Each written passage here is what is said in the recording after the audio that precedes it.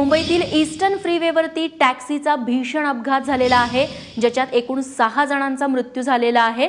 वाहन चालकाचा ताबा सुटला आणि त्यातून हा अपघात घडला, ज्याच्यामध्ये 6 जण ठार झाले तर 3 जण जखमी झाल्याची माहिती मिळते। अक्षय कुडकेलवार आमचे प्रतिनिधी आपल्याला अधिक माहिती देतील।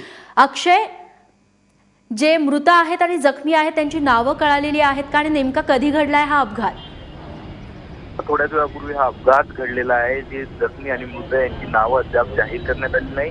पोलिसांच्या सूत्रांनी दिलेल्या माहितीनुसार एकूण या टॅक्सीमध्ये 9 जण प्रवास करत होते। ओव्हरलोडेड टॅक्सी होती आणि हे 9ही जण साऊथबाउंड मार्गाने, ईस्टर्न फ्रीवेवरती साऊथबाउंड मार्गाने मुंबादेवीच्या दर्शनाला निघाले होते। दर्शनाला निघाल्यानंतर ज्या ठिकाणी ज्या पद्धतीने 9 जण या टॅक्सीमध्ये कोंबण्यात आले होते, त्यामुळे वाडी बंदर परिसरामध्ये एक ईस्टर्न फ्रीवेवरती टर्निंग येतो आणि या टर्निंग वळणावरती टॅक्सीचा दरवाजा खुलला आणि टॅक्सी चालकाचं यामध्ये नियंत्रण सुटलं आणि या नियंत्रणामध्ये हा एक मोठा अपघात या ठिकाणी झालेला आहे।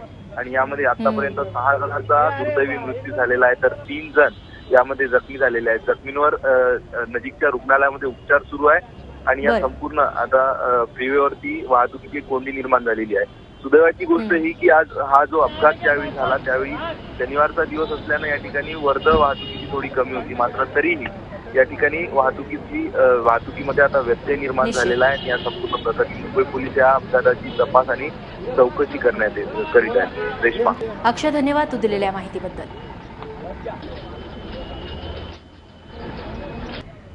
तेव्हा अतिशय भीषण असा हा अपघात म्हणायला हवा। मुख्य म्हणजे एकूण 9 जण या एवढूशा टॅक्सीतून प्रवास करत होते, ज्याच्यामुळे अपघात झाल्यामुळे मृतांची संख्या यात वाढली। तब्बल 6 जण यात मृत्युमुखी पडले।